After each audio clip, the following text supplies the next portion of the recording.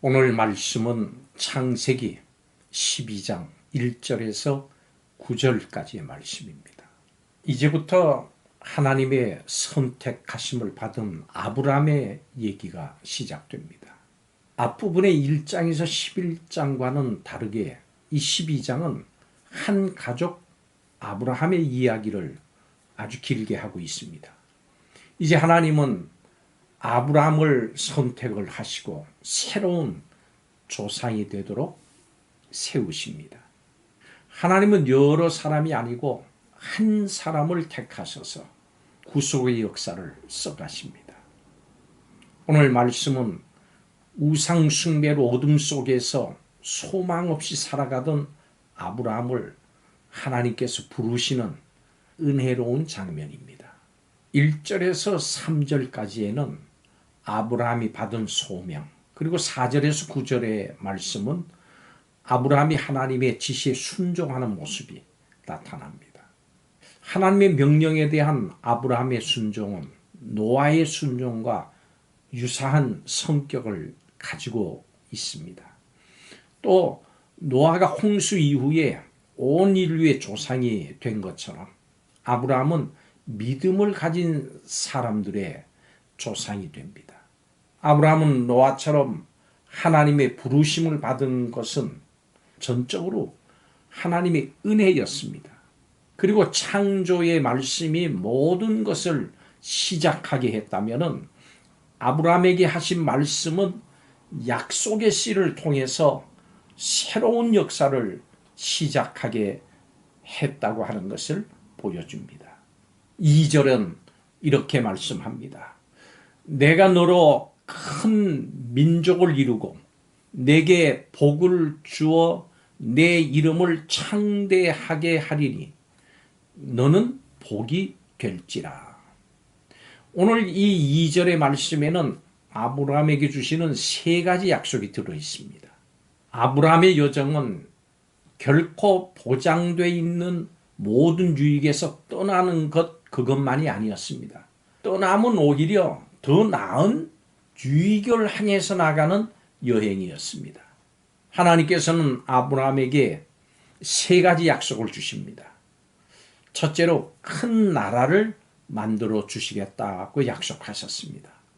많은 자손이 그에게서 나올 것을 약속하신 것입니다. 그런데 이 약속은 아브라함이 아내의 불임 때문에 자식이 없는 그 상황에서 주어졌습니다.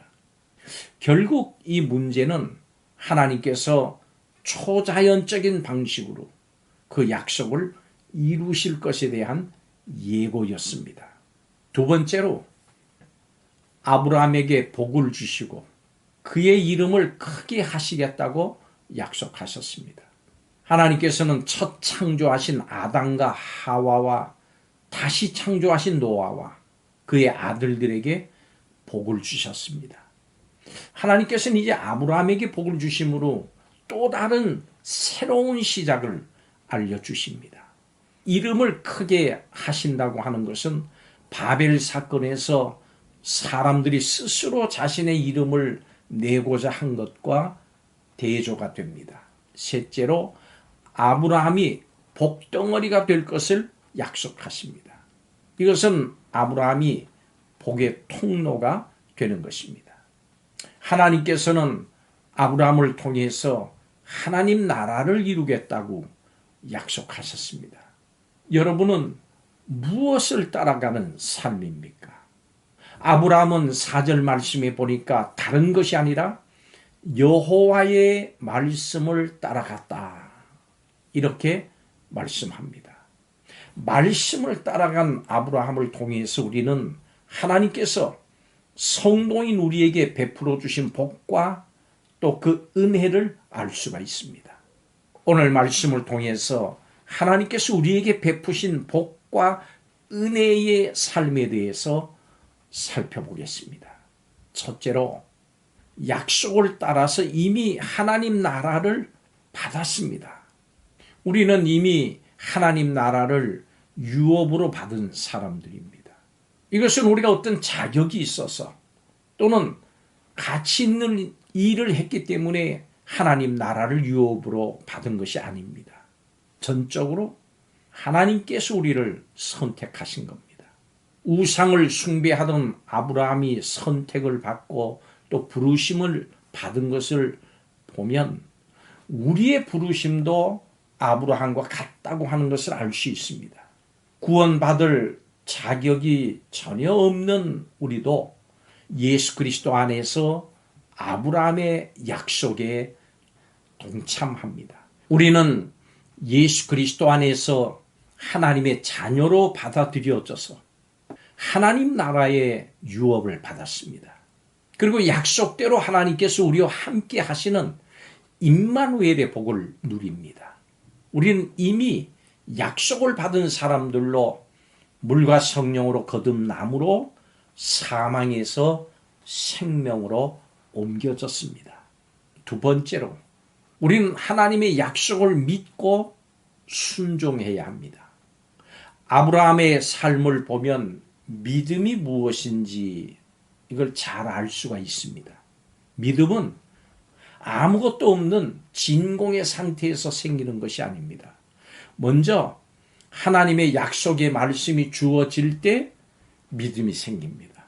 아브라함의 믿음은 하나님께서 주신 약속을 확신하고 본토 친척 아비집을 떠나는 순종으로 나타났습니다.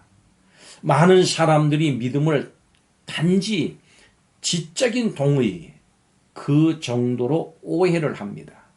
그러나 믿음은 하나님의 약속을 신뢰하고 내 자신의 모든 것을 의탁하는 순종에 이르러야 비로소 참된 믿음이라고 할 수 있습니다.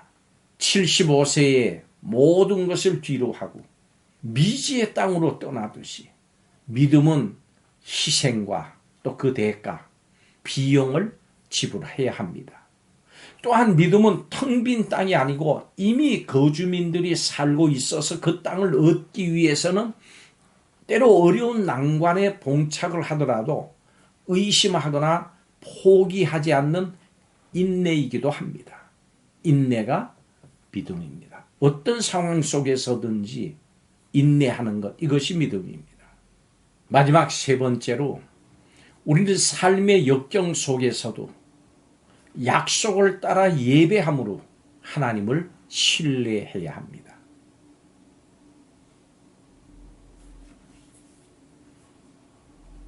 아브라함이 가나안에 도착했을 때 이미 그곳에 거주민이 있었습니다. 그렇기 때문에 당황했을 겁니다. 하나님은 아브라함에게 다시 나타나셔서 그 땅을 그의 자손에게 주시겠다고 말씀하시면서 전에 주신 약속을 다시 한번 확증하십니다. 아브라함은 그곳에서만 하나님을 예배할 뿐 아니라 이주하면서도 계속해서 하나님께 예배를 드렸습니다. 살아가면서 확신이 흔들리거나 인내가 필요할 때를 만납니다. 그때마다 하나님의 말씀을 기억하고 붙잡아야 합니다. 예배는 이미 주신 은혜에 감사하고 동시에 앞으로도 주실 은혜를 기대하면서 하나님과 인격적인 사귐을 갖는 것입니다. 성도 여러분, 여러분은 이미 하나님의 은혜로 부르심을 받고 하나님의 나라를 약속받은 사람인 것을 믿으십니까? 그렇다면 약속의 말씀을 따라서 참된 믿음의 여정을 시작하십시오. 그 여정 곳곳에서 이제 하나님을 만나게 될 것입니다. 기도하겠습니다. 하나님, 앞길이 분명하게 보이지 않아도 복이 되게 하실 하나님의 부르심에 순종으로 응답하기를 원합니다. 하나님께서 가라 하실 때 안전지대로 여겼던 곳과 버팀목이 되어 주었던 모든 것들을 뒤로 하고 떠날 수 있는 담대한 믿음을 허락해 주시옵소서. 세상에서 흔들리고 방황하지 않고 하나님께서 성경에 주신 약속의 말씀들을 삶의 길잡이로 굳게 붙들고 말씀을 따라서 살아가는 믿음의 사람들이 다 되게 하여 주시옵소서. 예수님의 이름으로 기도하옵나이다. 아멘.